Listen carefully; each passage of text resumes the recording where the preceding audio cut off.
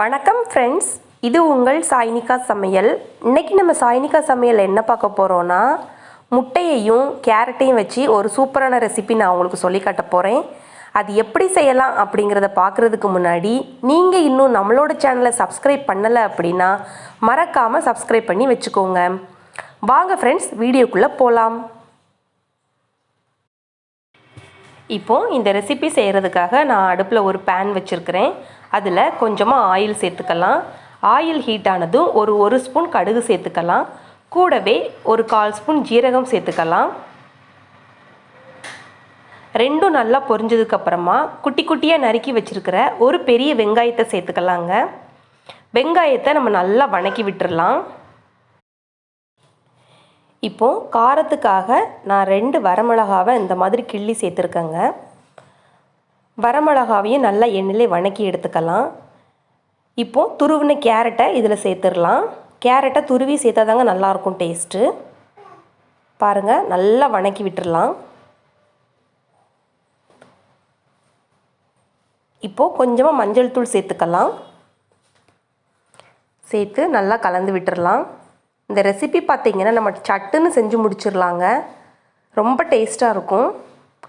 இப்போது இந்த கேரட்டுக்கு தேவையான அளவுக்கு உப்பு சேர்த்துக்கலாம். கொஞ்சமாக 1/4 டம்ளருக்கும் குறைவாக தண்ணி சேர்த்து ஒரு டைம் நல்லா கிளறி விட்டுட்டு ஒரு மூடி போட்டு வேக வச்சிடலாம்.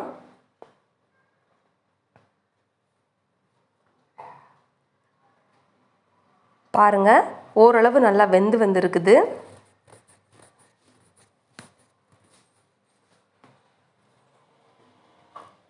இப்போது நம்ம எடுத்து வச்சுருக்கிற முட்டையை இதில் உடச்சி ஊற்றிடலாங்க.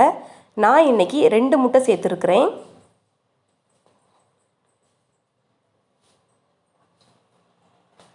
முட்டையை உடச்சி ஊற்றிட்டு நம்ம உடனே கிளறிடக்கூடாதுங்க. ஒரு 2 நிமிஷம் அப்படி முட்டை இருக்கட்டும். அதுக்கப்புறமா லைட்டாக அந்த மாதிரி கலந்து விடலாம்.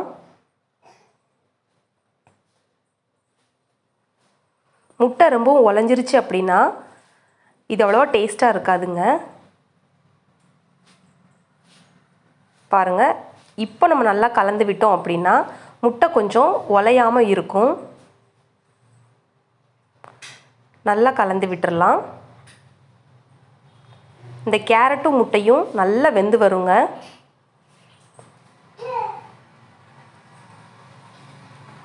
அவ்வளோதான் ஃப்ரெண்ட்ஸ், பார்க்குறதுக்கே உங்களுக்கு தெரியுது முட்டை அந்த அளவுக்கு உலையலை. கேரட் கூட நல்லா கலந்து விட்டாச்சு. நம்மளுடைய சுவையான கேரட் முட்டை பொரியல் ரெடி ஆயிருச்சுங்க. இது ரொம்ப டேஸ்ட்டாக இருக்கும். குழந்தைங்களுக்குலாம் இந்த மாதிரி செஞ்சு கொடுத்தோம் அப்படின்னா கண்டிப்பாக சாப்பிடுவாங்க. கேரட்டை சாப்பிடாதவங்க கூட இந்த மாதிரி முட்டை கூட கலந்து கொடுக்கும்போது கண்டிப்பாக சாப்பிடுவாங்கங்க. நாங்கள் இப்போது இந்த கேரட் முட்டையை சாப்பிட போகிறோம். நீங்களும் இதே மாதிரி செஞ்சு பார்த்துட்டு எப்படி இருந்துச்சு அப்படின்னு கமெண்ட்ஸ் பாக்ஸில் கமெண்ட்ஸ் பண்ணுங்கள். மறக்காமல் நம்மளோட சாய்னிகா சமையலை சப்ஸ்கிரைப் பண்ணுங்கள். உங்களுக்கு இந்த வீடியோ பிடிச்சிருந்துச்சு அப்படின்னா லைக் பண்ணுங்கள், ஷேர் பண்ணுங்கள். தேங்க்ஸ் ஃபார் வாட்சிங்.